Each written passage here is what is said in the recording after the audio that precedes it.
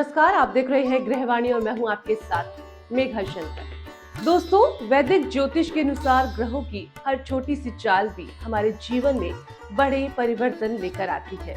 और अब जनवरी 2026 में एक खास ग्रह केतु अपनी स्थिति बदलने जा रहा है। जी हाँ, 12 जनवरी से केतु उत्तरा फाल्गुनी नक्षत्र के पद में प्रवेश करेगा और ये परिवर्तन पूरे 18 साल बाद होने जा रहा है।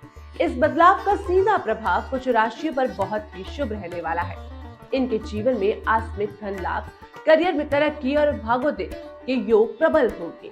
तो आज के इस खास एपिसोड में हम विस्तार से समझेंगे केतु के इस नक्षत्र परिवर्तन के महत्व को, किन राशियों को मिलेगा इसका सबसे ज्यादा लाभ, ग्रहों की चाल क्या संकेत दे रही है और अंत में आपके लिए कुछ खास रेमेडीज भी साझा करेंगे ताकि आप भी इस शुभ समय का पूरा लाभ उठा सके।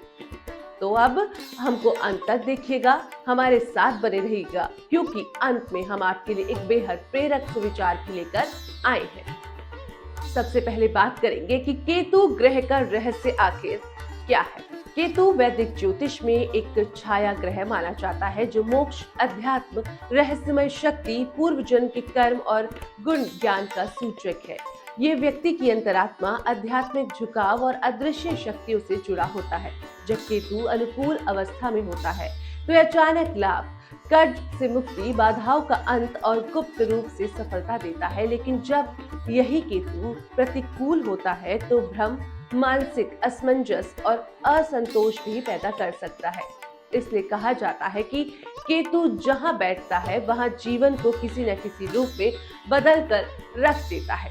अब जब केतु उत्तर फाल्गुनी नक्षत्र के पद में प्रवेश कर रहा है तो ये परिवर्तन कई लोगों के जीवन में नई दिशा लेकर आएगा। दोस्तों, आप बात करेंगे कि उत्तर फाल्गुनी नक्षत्र का महत्व भी आखिर क्या है। दोस्तों, उत्तर फाल्गुनी नक्षत्र का स्वामी है सूर्य ग्रह। सूर्य शक्ति, प्रतिष्ठा, सामाजिक सम्मान, राजयोग, नेतृत्व और सफलता का प्रतीक है। इस नक्षत्र की ऊर्जा व्यक्ति को मजबूत इच्छा शक्ति, स्थिरता और निर्णायक क्षमता प्रदान करती है। जब केतु इस नक्षत्र में आता है तो व्यक्ति के भीतर छिपी नेतृत्व शक्ति जागृत होती है। कर्मों का तेजी से परिणाम मिलता है और अचानक अवसर प्राप्त होते हैं। यही कारण है कि इस अवधि में कुछ राशियों के लिए ये समय सुनहरे भविष्य की शुरुआत साबित हो सकता है। अब बात करेंगे कि इस योग में ग्रहों की चाल क्या कहती है। तो दोस्तों, 12 जनवरी 2026 से केतु उत्तर फाल्गुनी नक्षत्र के पद में गोचर करेगा।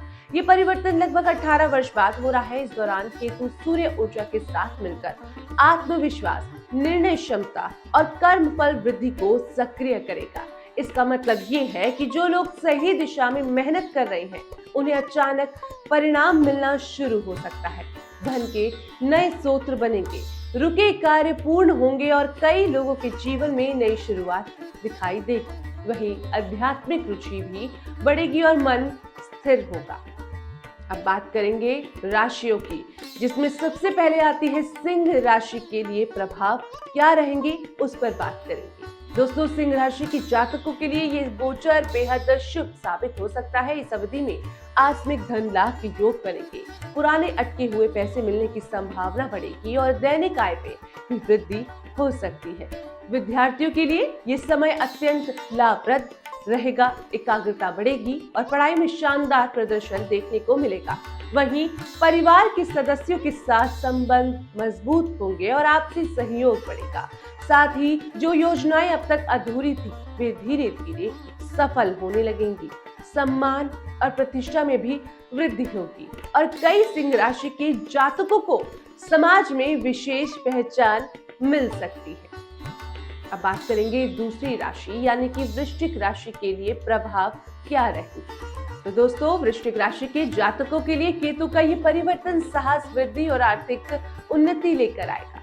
आपकी निर्णय क्षमता मजबूत होगी और आप जोखिम लेकर भी लाभ कमाने में सफल रहेंगे। व्यापारियों के लिए ये समय विशेष शुभ है। नए अवसर मिलेंगे, लाभ बढ़ेगा और पुराने मामलों का समाधान होगा। बेरोजगार लोगों के लिए नौकरी मिलने के प्रबल योग बन रही है। आर्थिक स्थिति संतोषजनक होगी। कर्ज से राहत मिल सकती है और सम्मान में वृद्धि होगी। आपकी रणनीति और अनुभव की सराहना भी होगी।